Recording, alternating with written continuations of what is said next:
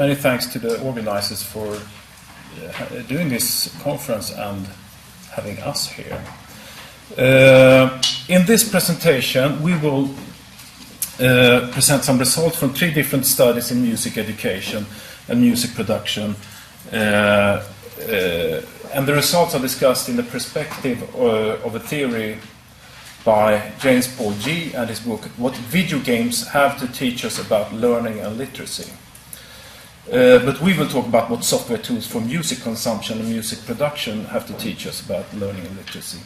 All the 3 of us behind this presentation have a professional background in music as musicians and producers, but we all now work in higher education, and all the 3 of us have worked here in Falun at Dalarna University with teaching audio and music production down at the other place, with Media.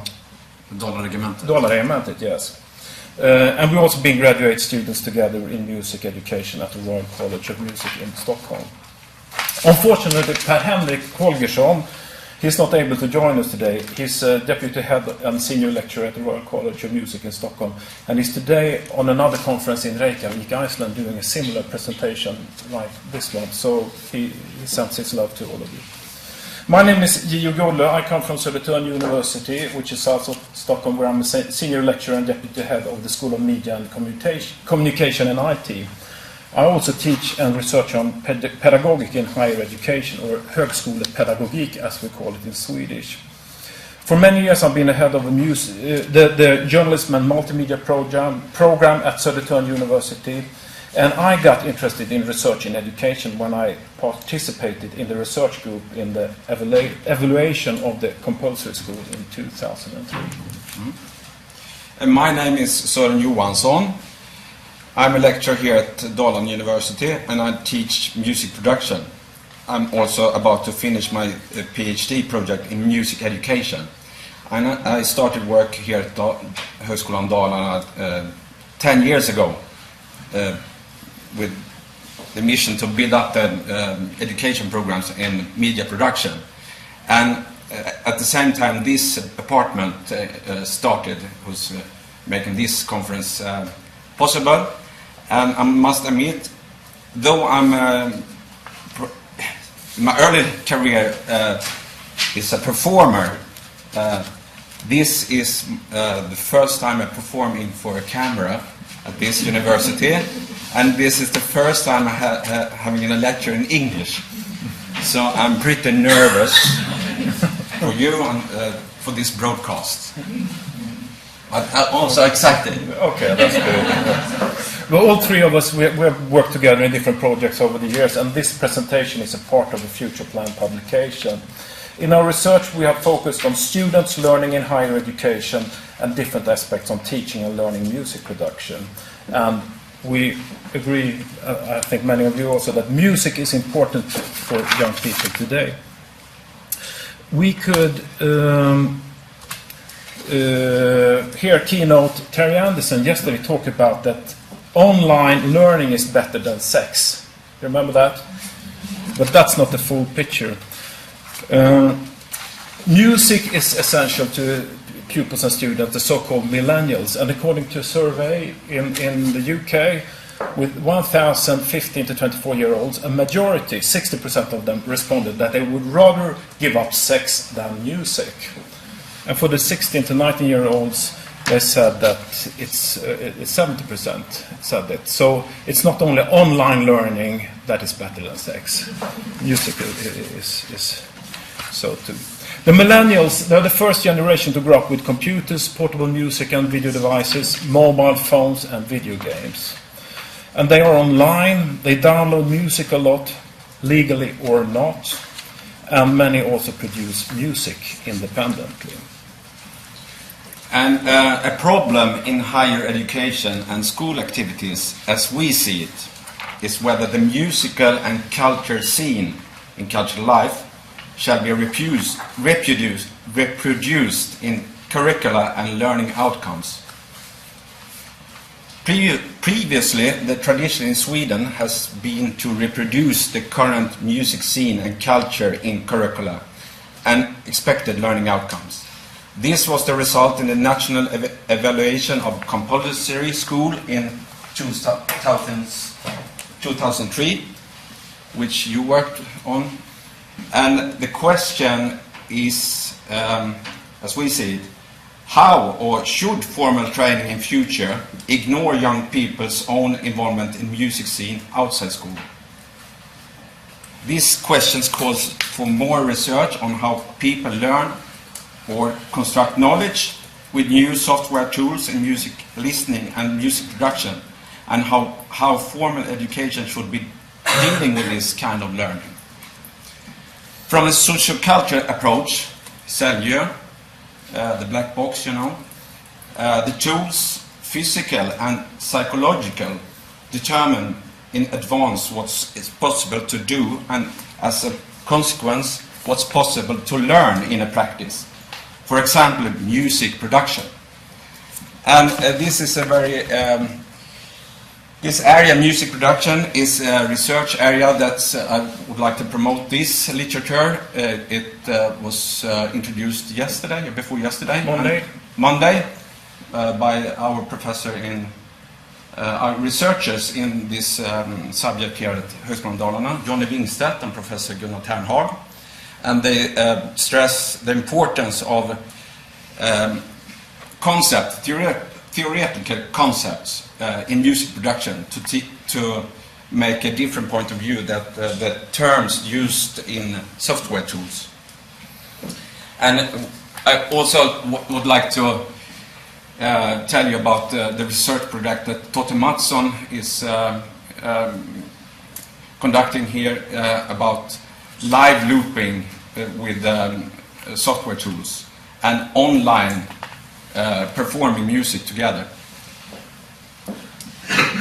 And Johnny is actually sitting here, so if you have questions about this great book, ask him afterwards. Yeah. In what video games have to teach us about learning and literacy, James Paul G point out 32 different aspects concerning how important cognitive activities are developed when people, young or old, play video games. These activities include how a sense of identity is developed, how meaning is developed, how a player evaluate and follow certain commands, the importance of role models in a broad sense, and how the world is perceived. We want to discuss some of these aspects G point out, which also are relevant in areas of music education and when students work with music production software. And young people's learning in music perhaps most of all takes place between peers and in the music scene outside of formal education, and through social media platforms on the internet. This learning is not just music, but learning of media production as well. In general, sound, images, text and graphics. Example of this trend is that half of all young people aged between 16 and 25 years in Sweden have uploaded their own content to YouTube this year. And when young people, they are active as media producers, and to paraphrase Andy Warhol, young people nowadays don't want 15 minutes of fame, they want 15 megabytes of fame. We talk about music production. What is music production? Here we see two students here at the University of Dalarna. We have had courses in higher education, music production since 1983, and in total we can see music production in 19 Swedish higher education in universities and university colleges. And the old idea about a music producer, as you can see, that's the guy. He's the guy listening to the recording, and here we have a technician and the artist, and they are not the village people. This is a recording from 1913. Today, it's quite different. Today, one guy can do all the work. He's a technician, he's the producer, he also plays World of Warcraft. So the picture is quite different. And what he's got in the computer, he got loads of stuff. This is called Reason. It's a Swedish program, one of the most spread music production programs in the world, where you can actually look into the black box, if we use that terminology, and change the cables on the backside of the tool. But some of the tools look like real musical instruments and even sound sometimes even better than the original. We can discuss that. But, and of course, you also have a mixer.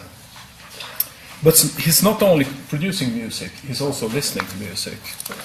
And these tools used for listening to music are quite different from the old stuff.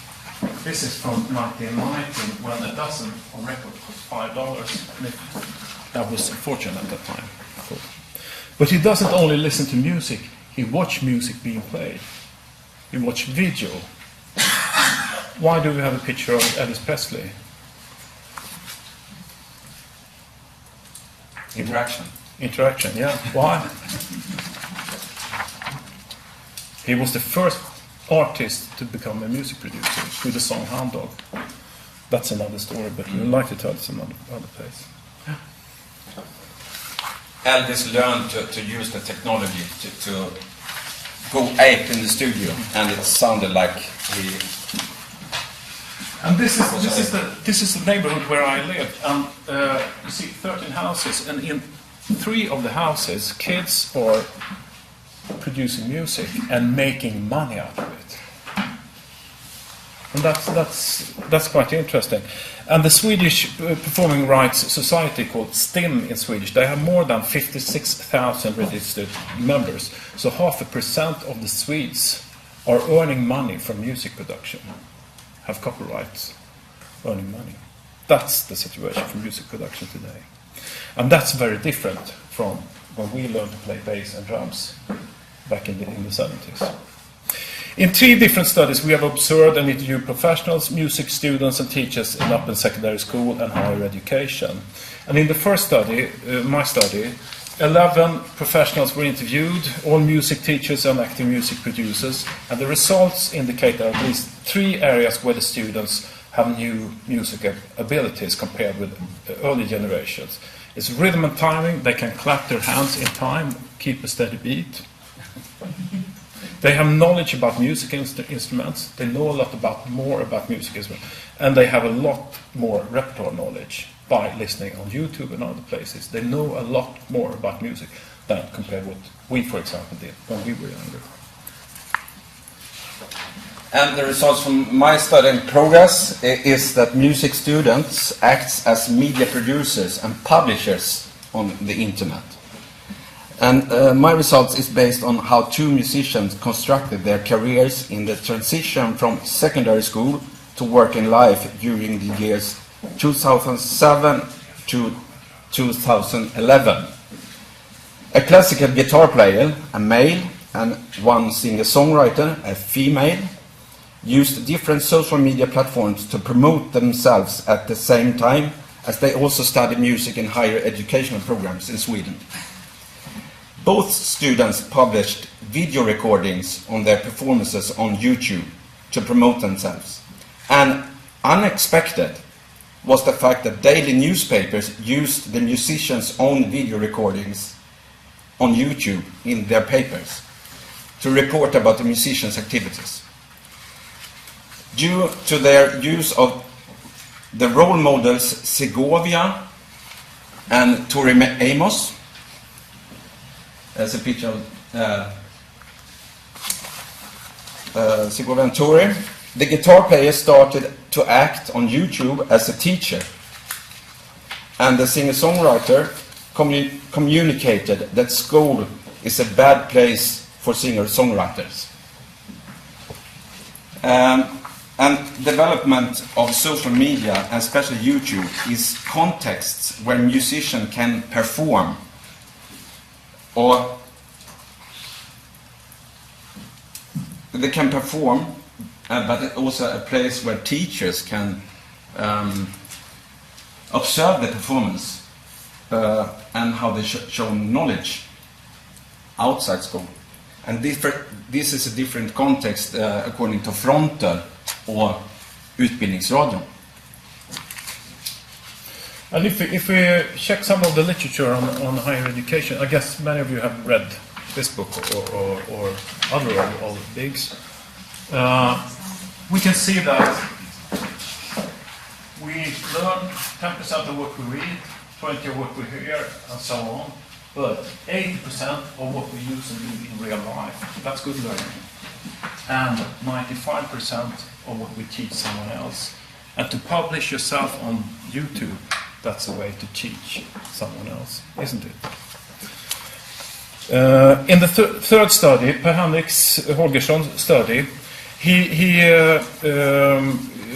had a longitudinal qualitative study of 8 students in the Bachelor of Arts degree music program. And he could see that the students used 3 strategies in their learning. One was adaptation. They did what the teacher told them to do.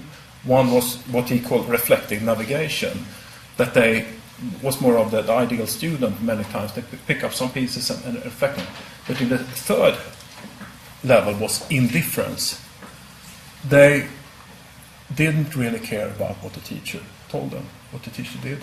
And they were the most independent students, probably the best learners. And this is a very interesting study. I really want to support, and if you have time, please read it. And to sum up, these 3 studies show that today's students need a different education than traditionally offered. And we want to, of course, spend more time researching on this, but we don't really believe that the master apprentice model, which has been the old model in music education, works any longer. Not with these tools that we've been watching today. And we want to have more and more research on this. We're going to finish up with one picture of one more guy. Do you know who he is? Stupid question. Why are we showing a picture of Johann Sebastian Bach?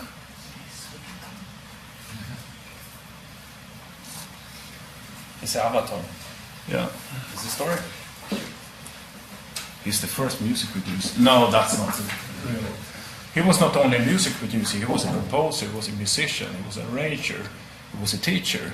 He was as multi-skilled as some of the producers I could meet in the study I did. No, that's not really the reason. We had heard a discussion at the coffee table there about copyright, and today that kids download music for nothing, and that's a big problem. And we said, no, okay, that's maybe a big problem, but it's not a new problem. Do you see something peculiar with Bach here? Of course, you don't need to go closer. Look at his pocket. It's turned inside out. That's what Johann Sebastian Bach did when he walked through Leipzig. This is a picture from Leipzig in Germany. When he walked to the church, to the Tomale choir, to teach the kids, he turned the pockets inside out to say, you're not paying me enough for the artwork that I do. So the discussion is not new. We have new tools and we need new perspectives. Okay. Yeah, I should conclude with the question that we started with. Should the school reproduce the culture life, or should school activities produce culture life? And actually there's music production is a teaching subject in secondary school with strong formulated learning outcomes and what you say, betygskriterier. The criteria, yeah. Betygskriterier. It's a difficult word. Yeah. We don't know how to use these criteria. Yeah. Well, thank you very much for listening. Yeah. Thank you.